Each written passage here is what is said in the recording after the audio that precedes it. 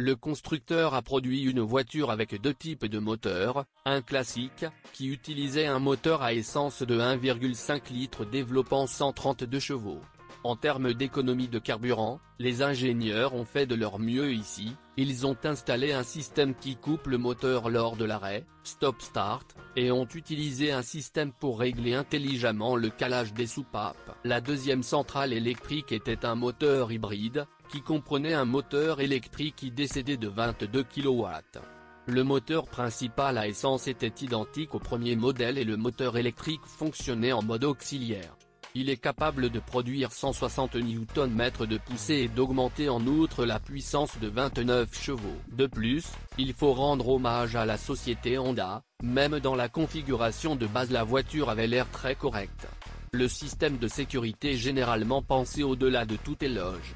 Le fonctionnement des machines n'a posé aucun problème particulier, mais il y avait bien sûr quelques défauts mineurs. Examinons-les plus en détail ci-dessous. Parmi les inconvénients les plus importants, les propriétaires font attention à la suspension rigide, qui est la carte de visite de Honda.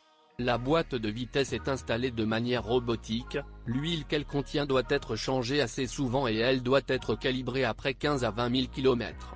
Kilométrage, ce qui est assez perceptible en termes d'argent. Eh bien, parlons de tout plus en détail. Le système hybride, selon les propriétaires, constitue le point faible de ce modèle.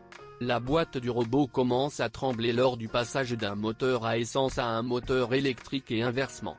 On peut ressentir une certaine prévenance de la voiture lors de la conduite en montée ou lors d'un dépassement sur autoroute, lorsqu'il faut accélérer brusquement. Le fabricant recommande de changer les bougies d'allumage pour un fonctionnement stable du groupe motopropulseur au moins 2 fois par an. Pour le bon fonctionnement du système, il est nécessaire de changer l'huile à des intervalles de kilométrage strictement spécifiés et de calibrer en outre la boîte de vitesse. Si cela n'est pas fait, les vitesses commencent à s'enclencher avec des saccades et des creux dans la dynamique de la voiture. Le mode sport ne fonctionne pas particulièrement bien, il arrive souvent que le moteur accélère, mais ne passe pas à un rapport supérieur, ce qui entraîne des charges supplémentaires sur le module de puissance et une augmentation de la consommation de carburant.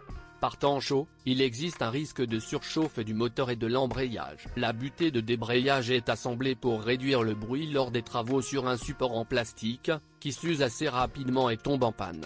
Le remplacement de cette pièce peu coûteuse coûte une somme d'argent décente en raison du démontage complexe. Seuls les grands centres de service disposant des outils nécessaires et du personnel qualifié peuvent effectuer de tels travaux. Après avoir démarré la voiture, de nombreux conducteurs se plaignent de devoir à chaque fois désactiver le système de surveillance des collisions. Sinon, il est tout simplement impossible de conduire la voiture. Le système de sécurité ne permet pas de détacher votre ceinture de sécurité et d'ouvrir la porte en mouvement, le boîtier vous met immédiatement en mode stationnement, mais il faut parfois écouter ce qui se passe à l'extérieur. De plus, beaucoup de gens n'aiment pas la présence d'une grande zone aveugle au niveau du pilier gauche. Le conducteur doit également faire attention aux piétons du côté gauche, qui peuvent ne pas être remarqués en raison de la grande taille du pilier. La couche de peinture est traditionnellement trop fine. Des rayures apparaissent même en cas de léger contact avec des buissons, de la croûte de neige et d'autres objets durs. Certaines voitures sont assemblées avec une géométrie irrégulière, de sorte que lors de l'ouverture de la porte, du capot ou du coffre, la peinture est endommagée et des abrasions apparaissent. Les seuils sont souvent bosselés en raison de l'utilisation de fer fin. Il est assez facile de les endommager en s'accrochant à un obstacle. La plupart des configurations de voitures n'ont pas de roue de secours, y compris une roue de secours. Au lieu de cela, un compresseur standard et un kit de réparation de pneus tubeless sont proposés. Le tableau de bord, selon beaucoup, semble plutôt médiocre, l'affichage du magnétophone standard n'est pas du tout visible par temps ensoleillé, il faut créer un assombrissement artificiel pour changer de mode de fonctionnement ou sélectionner une piste. Les sièges sont chauffants, mais ils ne peuvent être réglés que selon 2 modes, ce qui est assez gênant. Les cartes de porte, même dans la configuration maximale, sont recouvertes de tissu, c'est pourquoi elles accumulent très rapidement la poussière et nécessitent un entretien constant. L'isolation phonique installée ne répond pas aux tâches qui lui sont assignées. Si vous aimez le silence et le confort, alors il est nécessaire de réaliser une isolation phonique supplémentaire, cela est particulièrement vrai pour les portes et le compartiment moteur. La Honda Vezel s'est généralement révélée être une conception japonaise fiable, avec des défauts extrêmement rares.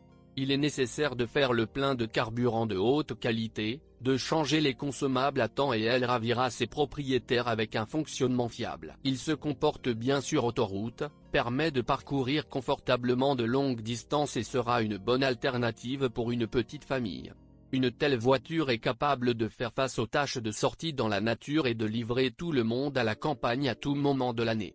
Pour les conditions hors route mondiale, bien sûr, c'est loin d'être idéal. En général, la Honda Vezel vous plaira par sa consommation de carburant, ses performances de conduite et sa capacité de cross-country, mais néanmoins, surtout à la lumière de la hausse du taux de change du dollar, son prix est largement surévalué. Il est moins cher d'acheter une voiture d'occasion dans les enchères japonaises. Cela doit être fait chez des concessionnaires automobiles de confiance.